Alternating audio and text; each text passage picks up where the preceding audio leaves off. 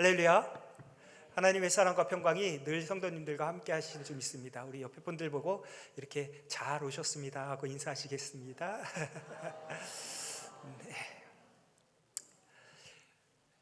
LA에 있었던 사건이 있습니다. LA 부흥운동이라고 그러고요. 그것을 통해서 아주사 퍼시픽에 대학교가 생기는 그 일이 있었습니다.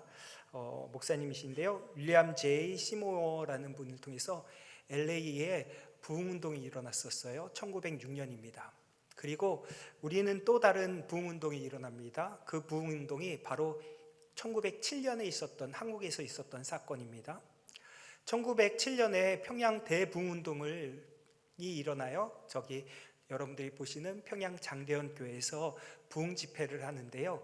왜 그러냐? 우리가 우리의 뿌리를 얼마나 알고 있느냐가 중요하다라는 것도 여기서 나타내주고 있습니다.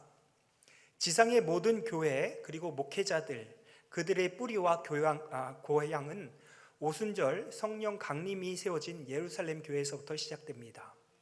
한국의 모든 교회와 목회자들의 뿌리와 고향은 바로 이 1907년에 있었던 평양 대부흥운동으로부터 시작되는 것을 보게 되는 것이죠. 당시에 의료 선교사로 오셨던 선교사님입니다. 그분이 이제 부흥운동가로 활동하셨는데요. 로버트 알렉산더 하디라는 선교사입니다. 온 가족이 함께 오셔서 함께 한국을 섬겼던 선교사님이신데요. 이 장대현 교회에서 저분이 말씀을 증거하게 되었습니다. 1907년에 1월 달에 있었던 부흥 집회에 저분이 말씀을 전하시는데 그 말씀 중간에 이렇게 되어 있는 거예요.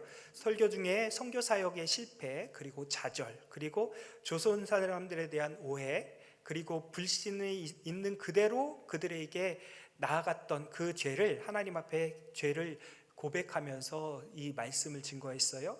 근데 약간의 그 이질감이 있어요. 왜 그러냐면 한국 사람들이 외국 선교사님이 그 고백을 하는 거에 대해서 그렇게 마음에 와닿지가 않았던 것이지요. 근데 그 당시에 있었던 그 자리에 참석했던 장대현 교회 장로님이 계십니다. 여러분들이 잘 아는 이름인데 그분이 바로 이 길선주 장로님이십니다. 나중에 목회자가 되셨는데요. 이분이 이렇게 나와서 큰 소리로 외치기 시작합니다. 나는 아간과 같이 죄인이 올시다 라고 고백하는 거예요.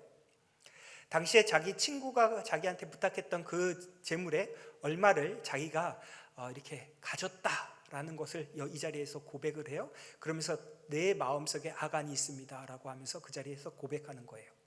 그 고백을 통해서 어떤 일이 일어나냐면 당시에 있던 사람들이 회개 운동이 일어나게 되고요. 그 회개 운동이 약 15일 동안의 부흥회 가운데 부흥 운동이 일어나서 아까 장대현 교회의 모습을 우리가 볼 수 있게 됩니다. 그는 기도 중에 이렇게 고백하고 그 고백 가운데 우리에게 나중에 윌리엄 뉴튼 블레어라는 선교사님, 미국 북장로교회 선교사입니다. 1901년서부터 9월에 내한해서요 49년까지 약 48년 동안 활동하셨던 분이에요. 대구 선교부에서 은퇴할 때까지 이 사람이 48년 동안 사역하셨는데요. 그가 쓴 책이 있습니다. 저기 보이시는 대로 코리안 펜타코스트라는 책, 한국의 오순절이라는 책 내용 71쪽에 보면 이렇게 말씀하십니다. 시내 곳곳에서 사람들은 이 집 저 집으로 다니며 과거에 피해를 주었던 사람들을 찾아가 잘못을 빌었는데 그 기독교인들 뿐만 아니라 이교도인들까지도 훔친 물건과 돈을 돌려주느라 시내는 온통 술렁거렸다. 한 중국 상인은 어떤 기독교인이 들어와 수년 전 그에게 부당한 이익을 취하여 모은 것이라며 거금을 되돌려 주는 것을 받고 깜짝 놀랐다라고 기록되어 있습니다. 그 부흥운동, 회개운동이 그 삶 속에서 나타나고 그 삶을 나타남을 통해서 많은 그 당시에 있던 사람들이 지역 자체가 술렁술렁 되는 정도로 그들의 사역이 이제 벗어나고 있다라는 것을 보게 됩니다.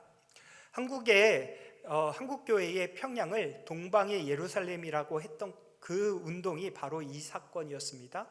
1907년도에 일어났어요. 이렇듯이 모든 생물체가요 성장을 멈추면 그 상태로 유지되는 것이 아닙니다. 우리 어떤 사람들은 이 성장하면 이렇게 알레르기, 교회가 확장하는 이 새에 대해서 알레르기 반응을 가지신 분들이 있어요. 하지만 우리가 중요한 것이 하나 있는데요, 성장하지 아니하면 그대로 멈춰 있다라는 것입니다.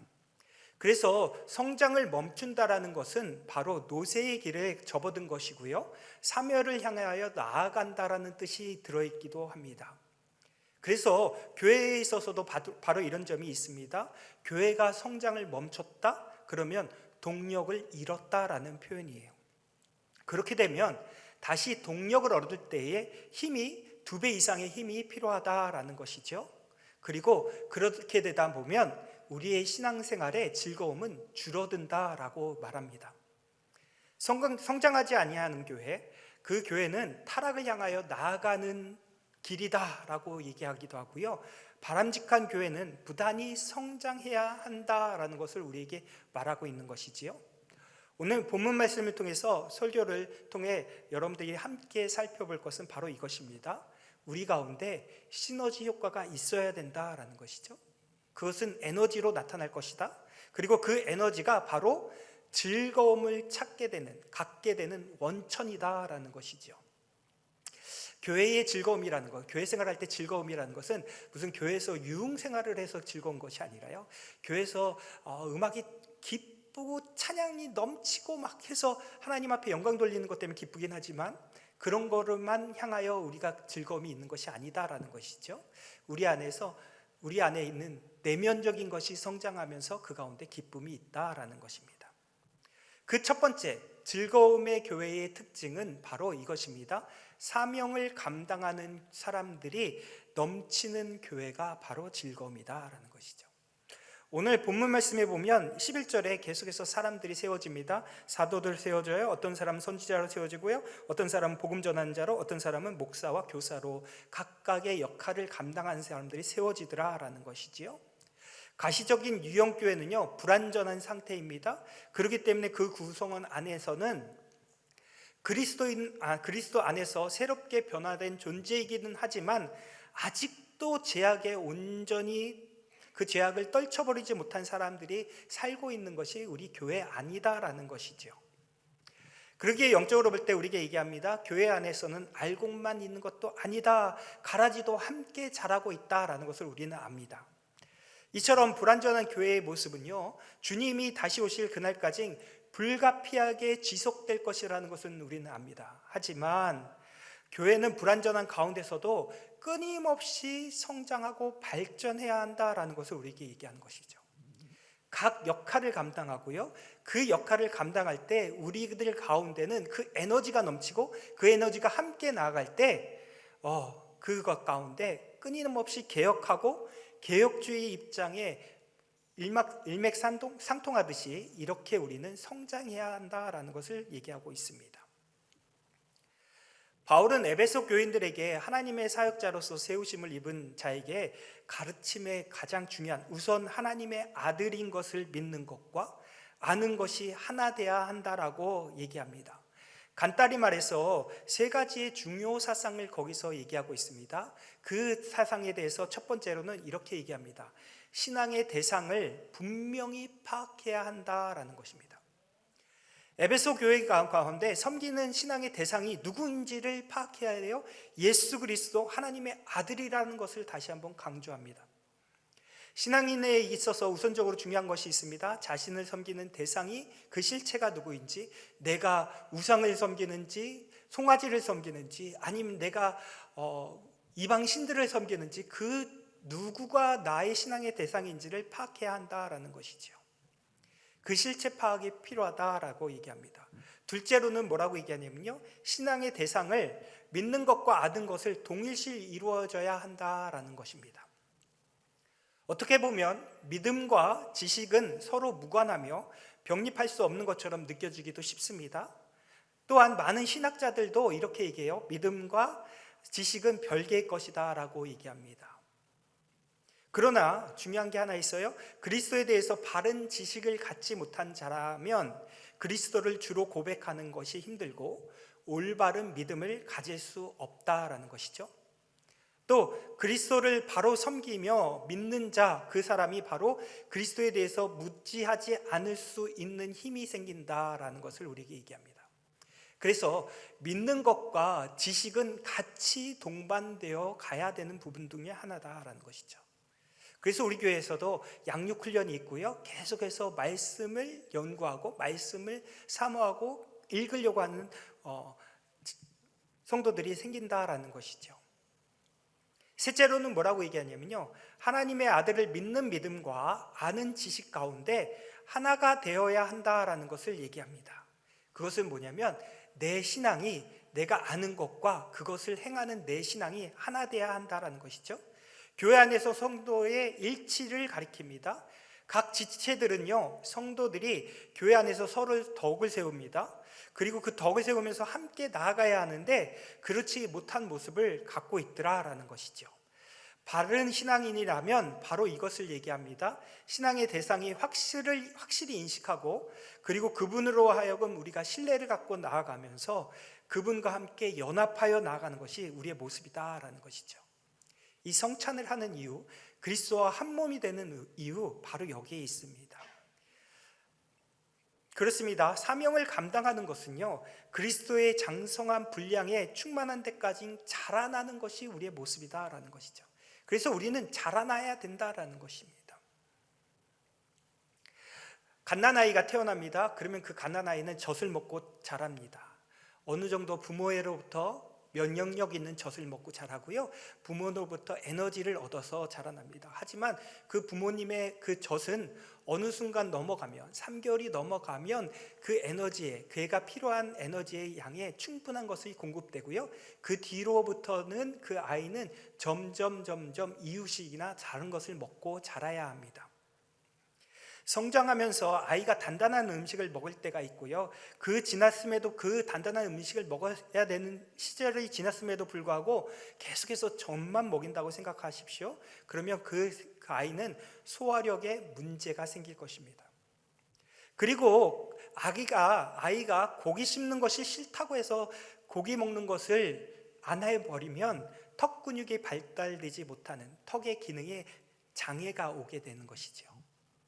그래서 우리는 힘들더라도 씹어야 하고요, 그래가지고 씹어서 넘기는 연습을 해야 해요. 그리고 그 아이가 자라나면서 그 성장 과정 가운데 걸맞는 음식을 줘야 합니다. 에너지가 들어갈 만큼 충분한 양을 섭취할 수 있도록, 그래서 건강한 몸을 유지할 수 있도록 해야 하는 것입니다. 마찬가지예요. 우리 신앙생활도 마찬가지입니다. 처음 교회 오신 초신자들 따뜻한 연접을 받아요. 그리고 배려가 많습니다. 근데 계속해서 신앙생활하면 그 마음들이 어떻게 되냐면, 왜 나에게 사랑이 없지? 이렇게 얘기해요. 근데 아니에요. 이제는 교회가 멤버십에 들어오면요, 그 멤버십으로 들어온 사람은 자기의 역할을 감당하는 게 교회의 유닛이다라는 것이지요. 언제서부터는 섬김을 받는 입장에서 섬기는 입장으로 변화되는 것이 우리의 모습이더라라는 것이에요. 교회 안에서 그러기에 모든 음식, 그리고 말씀, 그리고 이런 모든 것들이 우리가 성장하면 성장할수록 그 가운데서 우리가 힘을 얻는 것이 달라지기 때문입니다. 시편 19편 9절에서 10절에 우리에게 이렇게 말씀하세요. 한번 같이 읽어볼까요? 여호와를 경외하는 도는 정결하여 영원까지 이르고 여호와의 법도 진실하여 다 의로우니 곧 많은 순금보다 더 사모할 것이며 꿀과 송이꿀보다 더 달도다. 요즘 금값이 엄청 올라갔는데요, 그 금보다, 그 순금보다 하나님의 말씀이 더 중요하다라고 얘기하시고요, 당시에 갖고 있던 꿀과 송이꿀보다 갖고 있는 단 것의 최고의 표현이 저것입니다. 그거보다도 하나님의 말씀이 훨씬 더 달다라는 것이에요. 그것을, 단 것을 이해하지 못한 사람은 말씀을 보면 수면제다 이렇게 얘기하는 거죠. 여러분들, 내가 하나님의 말씀 가운데 거해야 하고요, 그 말씀이 나의 삶을 역사할 때 그 말씀은 정금보다 귀한 것으로 나에게 다가오고, 그 말씀은 보면 그 다음 말씀 뭘까라고 궁금하면서 넘어가는 드라마 같은 그 말씀의 하나님의 역할이 내 삶 가운데 역사하신다라는 것이죠. 하나님께서 도를 다하고 법을 지키며 헌신적으로 봉사하는 가운데 시련과 환난을 당하기도 하지만, 그렇지만 그럼에도 불구하고 그 어려움을 인내하며 나아가는 가운데 성숙을 이룰 수 있는 힘을 주신다라는 것이에요. 즐거움이라는 것은 무엇이냐면 수학 문제 푸는 거와 똑같습니다. 수학 문제 잘 안 풀려요. 그런데 열심히 이리저리 연구하다 보니까 그 문제가 딱 풀렸어요. 그러면 희열을 느끼잖아요. 이것은 내가 다음에 잃어버리지 말아야지. 마찬가지야. 하나님의 말씀이 내 삶에 딱 다가와서 내 삶을 역사할 때 그 삶을 통해서 내가 사단과 싸워서 이겨나가면 이게 나의 힘이지라는 것을 알게 하신다라는 거예요. 그렇습니다. 교회는요, 계속해서 성장 목표를 그리스도를 향하여 두어야 한다라는 것입니다. 왜? 그리스도의 몸이기 때문이에요. 교회는 그리스도가 그리고 교회의 머리이십니다. 그리스도의 몸된 교회가 그리스도와 함께 온전히 자라나고 거룩한 자태로 나아갈 수 있도록 그 목표를 가지고 성장하는 것이 우리의 모습이다라는 것이죠. 그러기에 우리의 목표는요, 새하늘과 새 땅에 이르는 날에 온전히 달성될 것이다라는 것이에요. 그래서 우리는 열심히 해야 한다라는 것이죠. 두 번째로 즐거운 교회의 특징이 있습니다. 양적, 질적으로 성장하는 교회가 즐거운 교회다라는 것이죠. 서로가 서로에게 힘을 줍니다. 그리고 서로가 서로에게 격려를 주고 힘을 줍니다. 우리 축구 경기를 볼 때 집에서 혼자 TV에서 앉아서 보시는 것과, 그죠? 이렇게 같이 모여서 음식을 나누면서 같이 치킨을 먹어가면서, 저는 그 다음 건 얘기 안 하겠습니다. 네, 여러분들 치킨을 먹어가면서 콜라를 먹어가면서 함께 으쌰으쌰 하는 것과, 서울시청에 모여가지고 광화문 광장에 모여가지고 함께, 제가 제일 한탄스러워 하는 것 중에 하나가 뭐냐면 2002년도에 제가 미국으로 왔더군요. 월드컵을 한국에서 못 봤어요. 이 안타까움이 나오시는군요. 네. 새벽 예배 끝나고 월드컵 응원을 교인들하고 같이 스크린을 통해서 보고요. 그랬습니다. 같이 해야 즐거움이 있어요. 사도행전 6장에 보면 이 초대교회의 모습 가운데 성장에 대해서 이렇게 얘기합니다. 교회가 성장이라 하는 수요의 증가가 거기에서 나와요. 그리고 초대교회의 교회 안에 문제가 거기서 생겼습니다. 뭐냐면 교회 안에 성장에 대해서 성장통을 겪고 있는 그 모습이 있더라라는 것입니다. 헬라파 가부와 히브리파 가부들이 있었습니다. 그런데 계속해서 헬라파 가부들이 점점 늘어나는 거예요. 하나님의 백성들이 늘어나니까요. 그러니까 그 안에서 약간의 밸런스가 좀 잃어버리는 현상이 일어나요. 히브리파 가부들은 원래 있었던 분들이니까 그분들에 대해 잘 챙기는 부분이 있었고요. 헬라파 가부들이 오신 지 얼마 안 됐으니까 이분들에게 약간 소홀한 면이 있는 거예요. 그러다 보니까 그 안에서 히브리파 유대인들에게 원망이 생기는, 그 안에 갈등이 생기는 거예요. 교회 안에 갈등이 생기는 거죠. 그리고 나서 그 사도행전 6장에 그 대안으로 나온 것이 바로 초대교회의 7 집사를 세우는 것이에요. 사도들만 갖고 이 상황을 이겨나갈 수 없겠다라는 것을 알고 이제는 7 집사를 세워서 교회를 어떻게 운영하여 나가는지, 그리고 하나님의 말씀은 어떻게 증거되어야 할 건지 그것을 나누기 시작했다라는 것이죠. 그 나누면서 사도행전 6장 7절에 보면 그 결과가 어떻게 되냐면 이렇게 되어 있어요. 하나님의 말씀이 점점 왕성하여 예루살렘에 있는 제자의 수가 더 심히 많아지고 허다한 제사장의 무리도 그 도에 복종하니라 라는 것입니다. 앞에 보시면요, 하나님의 말씀이 어떻게 합니까? 더 왕성하여지고 그 제자의 수가 점점 늘어나는 것이 초대교회의 모습이었다라는 것이죠. 성장통 후에 교회의 말씀이 점점 더 왕성해졌다. 그리고 예루살렘 제자의 수가 점점 많아짐을 우리는 보게 되더라라는 것입니다. 이는 교회의 으뜸 가는 사명 중에 하나입니다. 전도예요. 그 전도와 연관되는 말이기도 합니다. 한 영혼이라도 더 구하기 위하여 우리가 열심히 다할 때에 교회의 사명이 바로 그것이에요. 그리고 그 교회의 사명을 갖고 나아가는 우리의 모습이 있어야 된다라고 오늘 성경은 말씀하고 있는 것입니다. 교회 성장학을 학문적으로 접근한 사람이 있었습니다. 1897년에 태어난 인도 선교사였어요. 이분의 이름이 바로 도널드 맥가브란입니다. 플러신학교의 선교대학원의 초대 학장이시고요. 그전에는 전도 선교 이렇게 말씀했는데 이분이 이 전도 선교를 교회 성장학이라는 부분으로 접근했어요. 그리고 교회 성서적인 원리에 따라서 교회 성장 원리라는 그 책을 쓰기도 했습니다. 그 전서 내용 가운데 교회 성장에 대해서 5가지로 이분은 제시합니다. 왜 그러냐면 이분은 선교사 출신이니까 5가지로 제시하는데요. 교회에 필요한 말씀은 3가지로 보고 있습니다. 그래서 3가지를 우리가 함께 살펴보려고 합니다. 첫 번째는 뭐라고 얘기하냐면요, 동질 집단의 원리다라고 얘기합니다. 언어와 문화, 인종이 같은 사람들끼리 쉽게 모이게 된다라는 원리예요. 여러분들 우리도 보시면 이렇게 같은 한국 사람들이 이렇게 모여 사시잖아요. 이 샌안토니오에서. 그 사람들에게 그러기 때문에 전도의 가장 큰 장애물은 자기가 속한 문화와 상치되기 때문에 그것에 받아들이지 못하는 경우들이 있다라는 거예요. 그래서 이 원리에서는요, 교회를 구성하는 동료들끼리 모이기 좋아하는 습성에 의해서 부담 없이 참여할 수 있도록 하는 것이 가장 큰 전도의 방법이다라고, 성장의 방법이다라고 얘기해요. 두 번째로는 뭐라고 얘기하냐면요, 대중운동의 원리다라고 얘기합니다. 이는 동일한 장소, 집단에 있는 사람들에게 집중적으로 전도하는 연쇄 반응을 일으킬 수 있는, 그래서 회개하게 하는 의미를 가지게 한다라는 것이죠.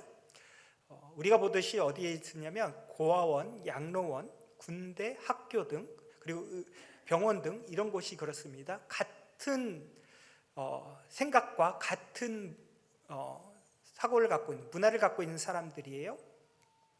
한국에서의 젊은 사람, 남성들이 꼭 거쳐야 하는 과정 중에 하나가 바로 어디냐면 군대입니다. 군 선교가요, 한국에서 벌써 70년 됐다라고 합니다. 그리고 그 역사를 자랑하면서 올해도 약 1,003명의 장병들에게 세례를 베풀었다고 해요. 그리고 그 복음을 제시하면서 효과적인 장소로 이것만큼 좋은 장소가 없다라고 군선교 담당하시는 분들이 얘기하시더라고요. 요즘 군선교가요, 세례를 베푸는 거에서 끝나는 것이 아니라 거기서 T랑 어성경 읽어내지나 거기서 같이 복음으로 들어갈 수 있는 그 훈련 기간까지도 요즘은 제시하고 있더라고요. 이렇듯이 많은 사람들이 함께 할 수 있는, 그리고 병원에서 아픈 사람들이 아픈 사람을 제일 많이 이해하듯이 우리의 그 전할 수 있는 기간은 바로 이런 데에서 나타난다라고 합니다. 맥가브라는요, 마태복음 28장 19절에 있는 이 말씀에서 모든 족속이라는 동일 단위의 사람들을 이해하며 나가고 있습니다.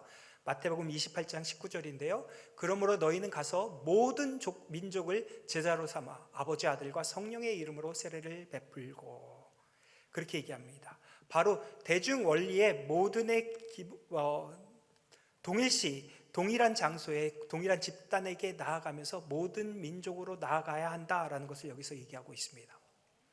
또 하나는 뭐라고 얘기하냐면요, 수용성의 원리라고 얘기해요. 그 수용성의 원리는 복음을 더 잘 받아들이는 사람들이 있어서 그 사람들을 향하여 그 타겟을 정해야 된다라는 것이죠. 맥가브라는요, 그것에 대해서 이렇게 얘기합니다. 새 정착민이 사는 곳, 교통이 왕래가 심한 곳, 다른 나라에 정복당했던 민족주의가 강한 나라, 통제가 심한 사회, 문화의 변화가 심한 사회 등의 수용성이 강하다라고 얘기하는 거예요. 어느 새로운 지역을 가요. 그리고 그 지역에 갔을 때 사람들은 어떻게 얘기합니까? 그 지역에서 불안해하지만 어떤 집단에 내가 소속되기 시작하면 안정감을 느끼게 돼요.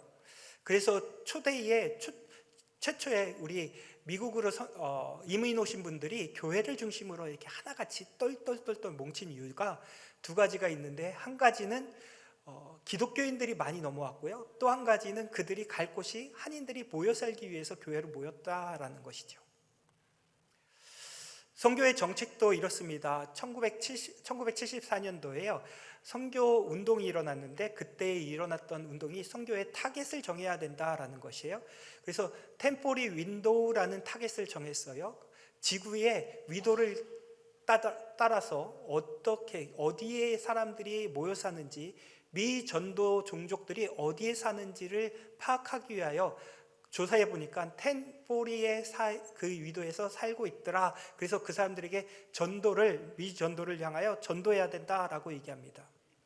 근데 그것이 요즘 2000년대 넘어오면서 그것이 414 윈도우로 바뀌었어요. 많이 바뀌어요. 이 414 윈도우는 뭐냐면 4살에서부터 14살 사이 어린아이들에게 복음을 전거해야 그것이 효과적으로 그들에게 다가설 수 있다라는 정책입니다.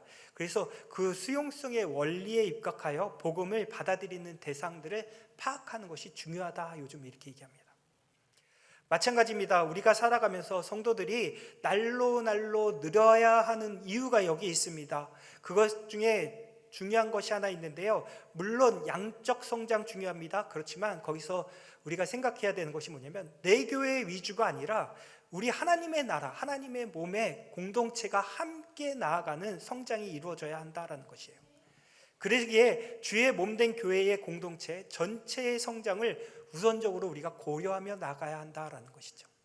우리 20주년의 사역 가운데서도 우리 교회만 바라보는 것이 아니라 선교지도 바라보고 우리 이세도 바라보고 그리고 우리 주위에 있는 우리 교회들과 협력하는 것을 위해서 우리가 생각하는 것처럼 우리만을 잘하는 것이 아니라 이 성장은 우리를 통해서 우리 주위에 있는 교회들도 같은 영향력을 받을 수 있도록 해줘야 한다라는 것이죠. 하지만 아직도 우리 주위에는 예수 그리스도의 이 신앙을 모르는 사람들이 있습니다. 그래서 우리가 그를 위해서 열심을 다해야 한다라는 것이죠. 그 열심 가운데는 양적 성장도 필요하지만 질적인 성장이 같이 가야 된다라는 것이에요.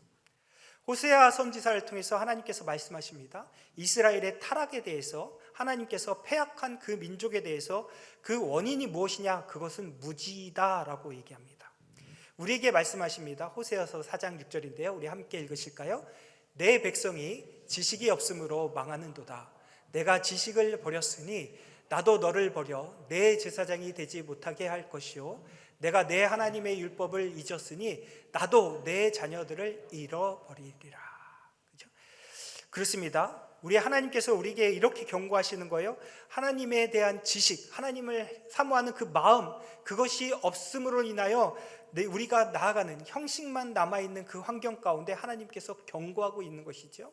너희들 이러면 안 돼라고 얘기합니다. 그러면서 너희들 망해라고 얘기하는데 그 민족들이 어떻게 합니까? 내 백성이 하나님을 아는 지식이 없으므로 하나님 앞에 나아가지 못하는 그 환경이 있다라는 것이죠.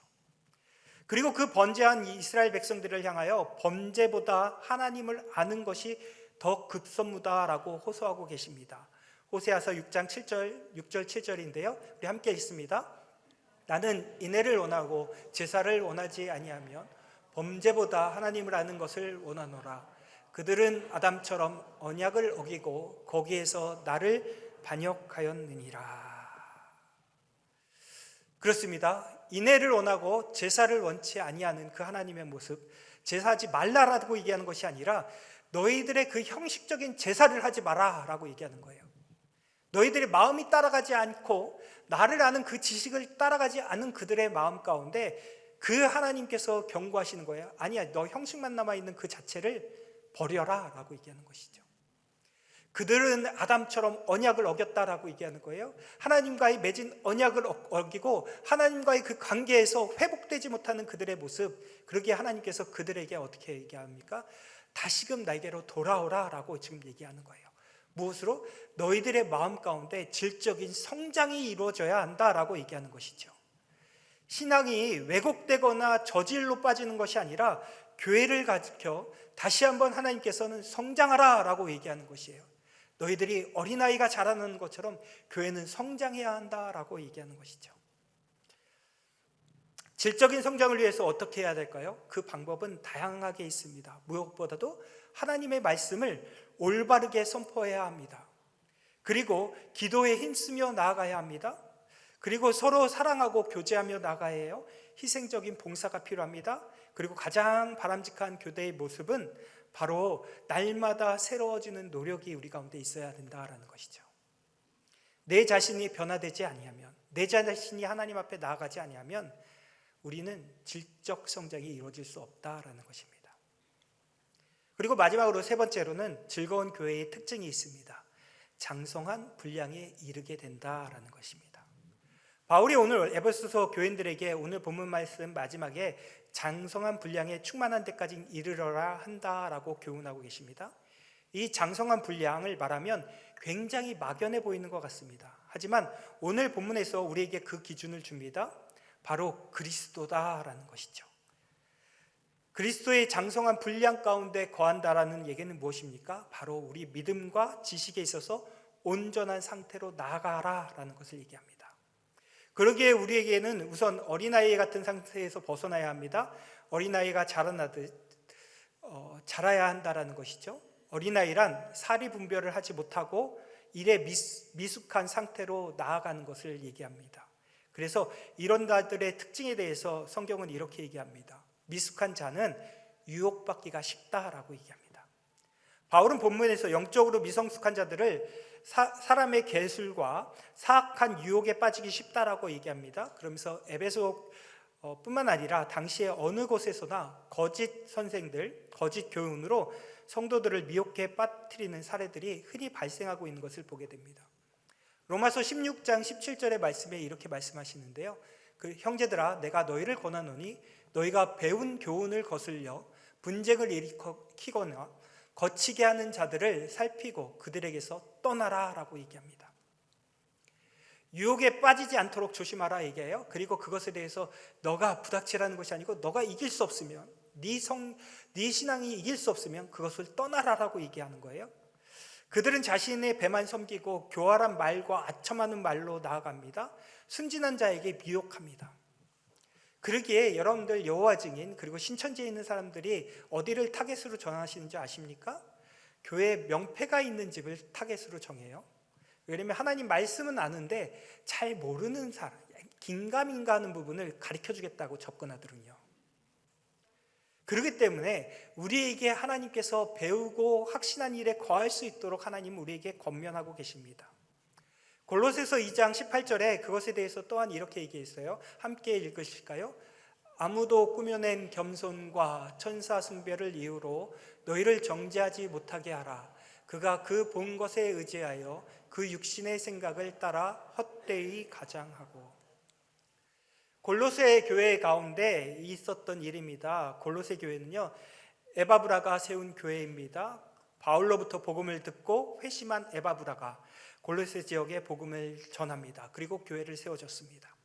그런데 이처럼 생겨진 교회가 얼마 되지 않아서 한창 자라고 있을 이때에 교회 안에 복음을 위협하는 이단 사상이 들어옵니다. 그리고 그 이단 사상들이 교회를 침투하게 되는 일이 일어나요. 그리고 그들 가운데 골로새서 2장 8절에는 골로새 교회에 침투한 이단 사조에 대해서 철학과 헛된 속임수라고 바울은 얘기합니다. 그리고 이것에 대해서 세상의 초등 학문이다라고 말합니다. 여기에 없는 것이 하나 있어요. 뭐냐면요, 바로 구원의 유일한 길인 예수 그리스도가 없다라고 얘기합니다. 그 당시에 그들에게 접근했던 사람들은 할례를 비롯해서요, 먹고 마시는 것, 절기, 월삭, 안식일 등 율법 조항을 들고 들어왔습니다. 형식적 유대주의에 빠지게 합니다. 그리고 그것에 대해서 고집하게 되네요. 그렇기 때문에 바울은 골로새 교회에게 이렇게 당부하는 것이에요. 항상 악한 자의 유혹에 빠지지 않도록 조심하라 라고 당부하고 있는 것이죠. 미숙한 자는요, 그리고 또 한 가지가 이유가 있어요. 뭐냐면 요동하기가 쉬워집니다. 연약한 자들은 유혹을 받을 때에 심지가 견고하지 못해요. 그래서 그렇기 때문에 요동하고 그 유혹에 넘어질 수밖에 없기 때문입니다. 우리 성경 말씀에 보면 마치 가시떨기에 떨어진 씨앗의 유혹에 막혀 결실하지 못하는 것과 같습니다.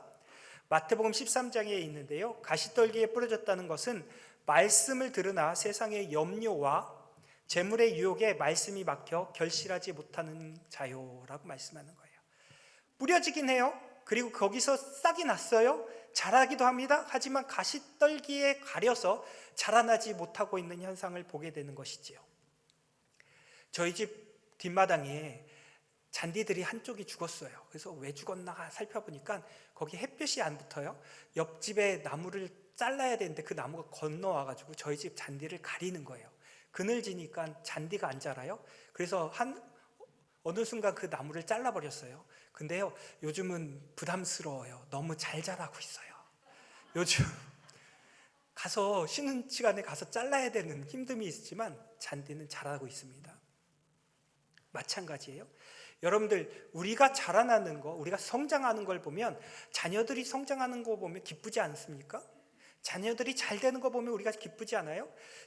교회에서의 즐거움은 바로 이런 것이에요. 우리가 미혹하지 않고 우리가 넘어지기 쉬울 때 그것에서 넘어지는 것이 아니라 하나님의 말씀 붙잡고 일어서는 것, 그리고 그 일어서는 것을 우리가 함께 보면서 격려하는 것, 이게 즐거움이다라는 것이죠. 성도들에 대해서 이렇게 얘기합니다. 결국 바울은요, 여기서 에베소 교인들에게 신앙의 굳건히 지켜나갈 것을 다시 한번 얘기해요. 거짓 교훈에 빠지지 말고 거기에 대항하라 라고 얘기합니다. 그리고 끝까지 진리를 사수하라 라고 당부합니다. 바울은 성도 한 사람 한 사람이 성숙한 그리스도인들의 몫을 다해주기를 바라는 것입니다. 내 역할을 감당할 때 다른 사람이 힘들지 않다라는 것이죠. 내가 나의 역할을 감당할 때 교회는 함께 그 시너지 효과를 내서 성장할 수 있다라는 것입니다. 그 성장은 나의 모습, 그리고 뭐를 우리 교회 이랬어 하고 이렇게 보여주는 성장이 아니라 하나님 나라가 확장되는 성장을 얘기하고 있습니다. 우리의 목표는 하나님 나라의 확장입니다. 하나님의 지경을 넓히는 건 줄 믿습니다. 그렇습니다. 우리가 아는 자전거 탈 때에 처음 배운 사람들을 우리 생각해 보면 이렇습니다. 처음 배울 때 자전거 탈 때 우리가 속도 때문에 겁나하는 거예요. 그래서 누군가 잡아줘야 돼요. 부모가 잡아주든 누가 잡아주든 뒤에서 잡아줘요. 내가 옆에 있으니까 안심해 하고 그 애를 위로합니다. 아니면 옆에다가 보조바퀴를 달아요. 너 넘어지지 않아 라는 것을 확인시켜 줄 때까지 그 안심을 시켜주는 것이지요. 그리고 계속 그 가운데서 또 한 가지 중요한 게 하나 있어요. 자전거는요, 가만히 있으면 넘어집니다. 계속해서 굴려야, 바퀴가 굴러가야 안정적으로 달려갈 수 있어요. 균형을 잡을 수 있습니다. 가만 서 있을 때가 제일 힘들 때예요. 마찬가지로 우리가 속한 교회도 과연 우리의 상태가 어떤지 한번 살펴봐야 합니다. 영적으로 나날이 전진하고 있는가? 아니, 교회가 전진하는 것이 아니고 내가 영적으로 계속 전진하고 있는지 우리 자신을 살펴봐야 합니다. 그리고 성장을 통해서 우리에게 또 한 가지 얻어야 될 것이 있어요. 그것이 바로 자양분입니다. 영적인 자양분, 말씀, 기도, 봉사, 예배를 통해서 우리에게 회복이 일어나게 하시고 하나님은 우리를 다시금 일으켜 세우실 줄 믿습니다. 우리의 연약함을 도우시고 하나님의 말씀으로 새롭게 하시는 줄 믿습니다. 그러기에 우리 가운데 그 자양분을 골고루 섭취함을 통해서 우리 가운데 생명력 넘치는 교회, 날마다 성장하는 교회가 되는 것을 위해서 우리가 최선을 다해야 될 줄 믿습니다. 주님은 그것을 우리에게 원하십니다. 오늘도 저와 여러분들에게 그 하나님의 말씀이 우리를 하여금 다시금 일어나라, 내가 너에게 힘을 줄게, 강하고 담대하라 라고 말씀하십니다. 그 하나님 온전히 의지하시고 그 주님과 함께 오늘도 승리의 하루가 되시기를 예수님의 이름으로 축원드립니다. 기도하시겠습니다.